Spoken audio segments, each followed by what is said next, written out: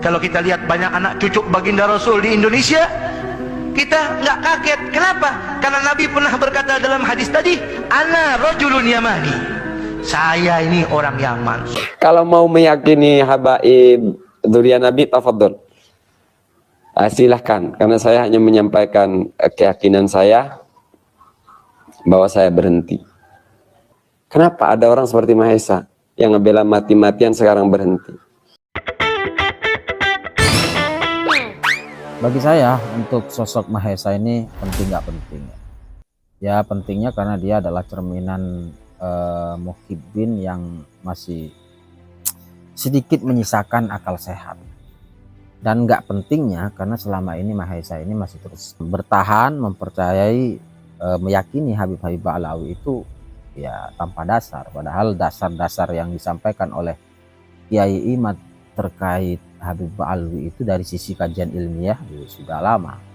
Makanya saya bilang sosok Mahesa ini salah satu contoh muhibbin yang masih menyisakan akal sehat. Ya alhamdulillah sekarang sudah mulai sadar. Mudah-mudahan kali ini dia tidak hanya pansos saja. Hal itu datang dari ketulusan hatinya, ketulusan hati nuraninya. Sekarang saya hanya di posisi saya tidak meyakini para habaib ini adalah dzurriyyah Nabi. Itu saja. Memastikan mereka bukan dzurriyyah Nabi, ya nggak berani. Biar nanti kelak saya bisa jawab doang sama baginda Nabi.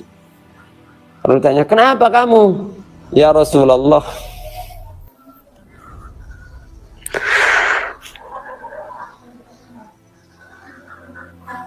kemunculan Haji Imad itu bagian ketentuan Allah ya Rasul. Dan ternyata datanya kuat. Kemudian kepercayaan saya hilang, ijtihad saya hilang ya Allah. Kemudian nggak mempercayai.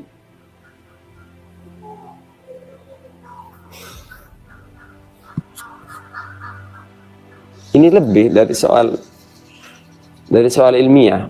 Kawan-kawan yang mau ikhtiyat meyakini para habaib dzurriyyah Nabi, tafadhol, silahkan. Itu lebih aman sebenarnya. Gimana ya ngomongin? Kalau mau meyakini habaib dzurriyyah Nabi, tafadhol. Silahkan, karena saya hanya menyampaikan keyakinan saya bahwa saya berhenti. Agar sayanya, dan atas video saya ini, barangkali ada habaib yang mau mempertanyakan, tafadhol. Tafadhol, silahkan.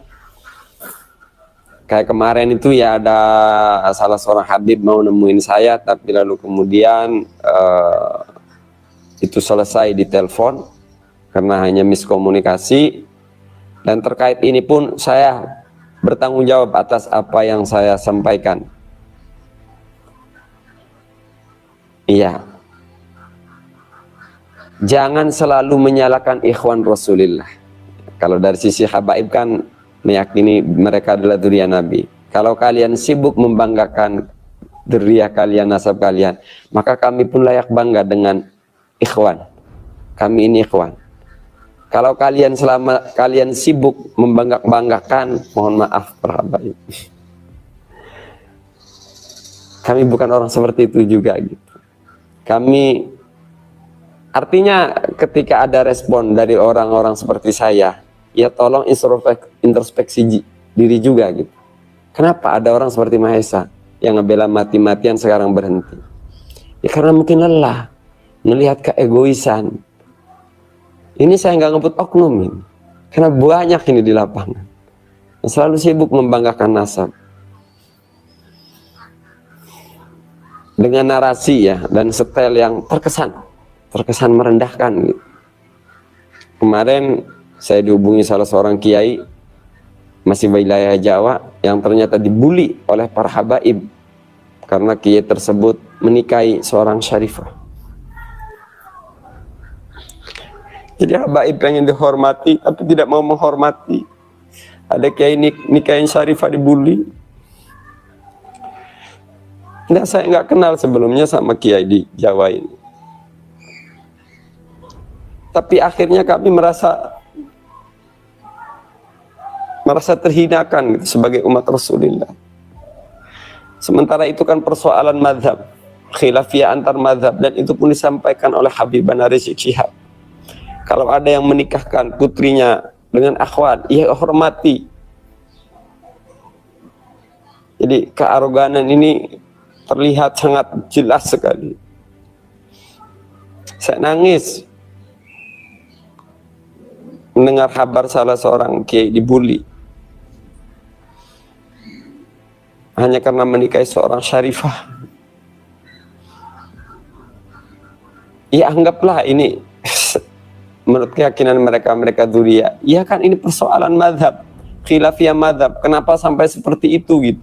Toh mereka soal akidah enggak berperang kok dengan Syiah, enggak gontok-gontokan kok dengan Syiah.